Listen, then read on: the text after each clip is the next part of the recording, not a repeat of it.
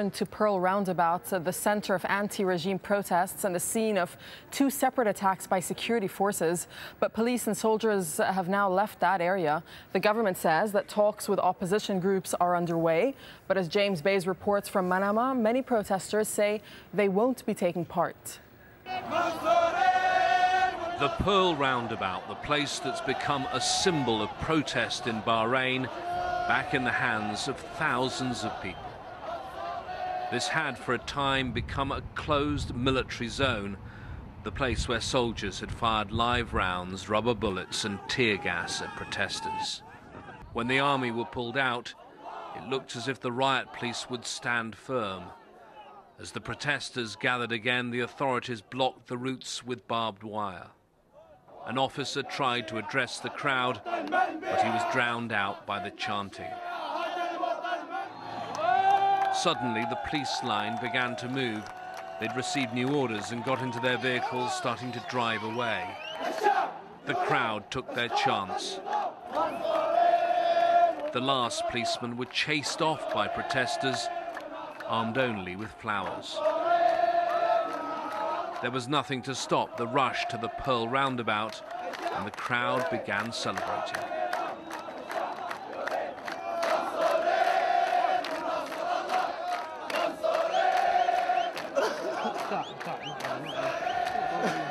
After the massacre that has occurred here, the Pearl Roundabout holds a very big symbol to all Bahraini peoples over here. It reminds them, it gives them hope for victory. The army and police have withdrawn. Thousands of people are back at this roundabout. The government may believe they've made concessions which set the stage for talks, but it's clear many of these people don't want to negotiate. We reject all negotiations because of the blood, what happened here, scattered everywhere. There are a lot of people dead, and we are asking for moving this country, for this government.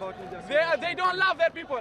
Forever, forever, and forever, we will stay here. We will stay here forever, because it's our country.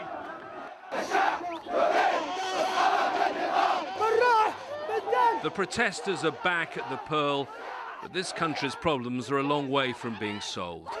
The violence of the last few days has only increased the determination of many here to change this country forever. James Bays, AlJazeera, Bahrain.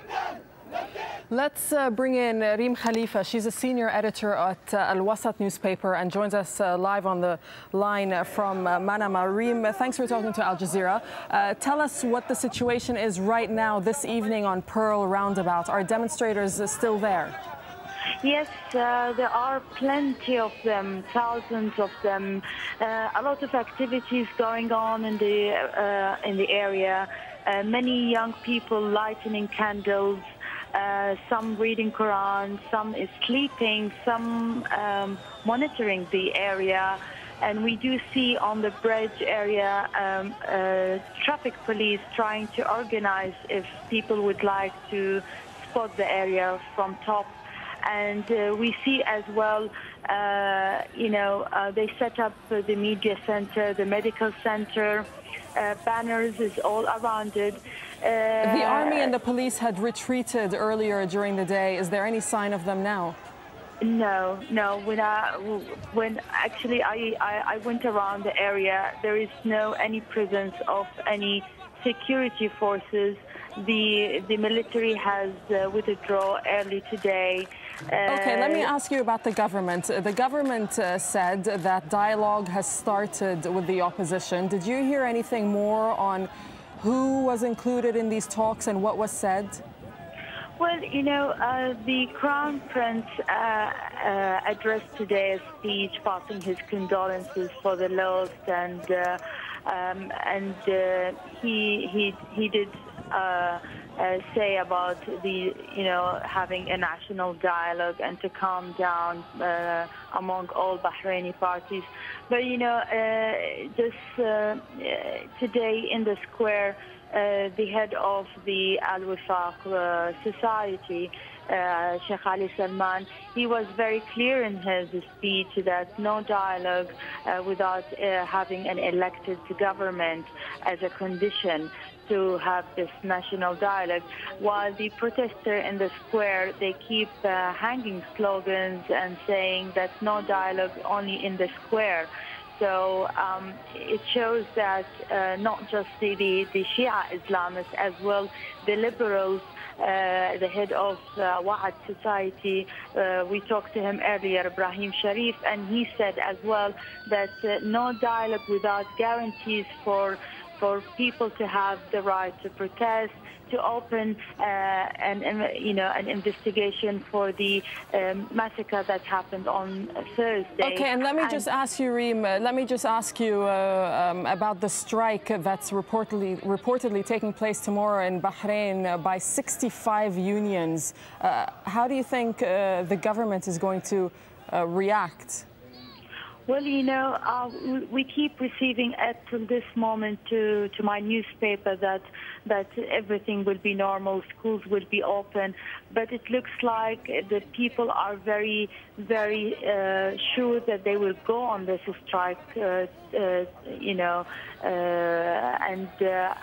I'm expecting that things will be paralyzed in Bahrain, because everybody, we're asking, each society, each community, they're saying they will go ahead with it until they achieve their goals with their demands. And they said as long we are protesting peacefully and we're demanding peacefully, then we would like to see that our demands applied.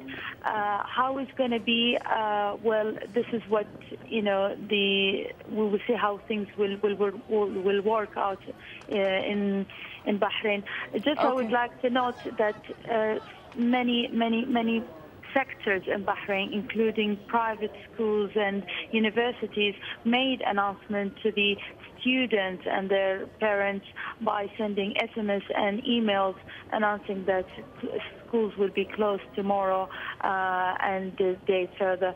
So it's just probably that we will be under emergency again with this strike. But it seemed to me so far everything is peacefully and people just happy to be back into the square. Okay, Reem Khalifa, thank you for talking to us there live from Manama.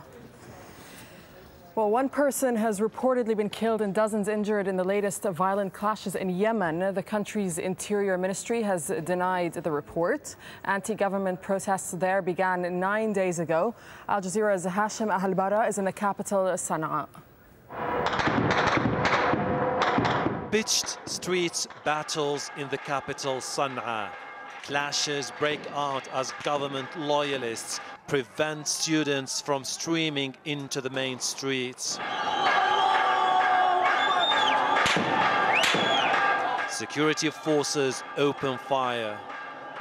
This is one of the casualties, a pro-democracy activist shot in the shoulder. He is carried away by his colleagues to a safer location. Paramedics attempt to stop the bleeding. The Al Jazeera camera captures a government supporter holding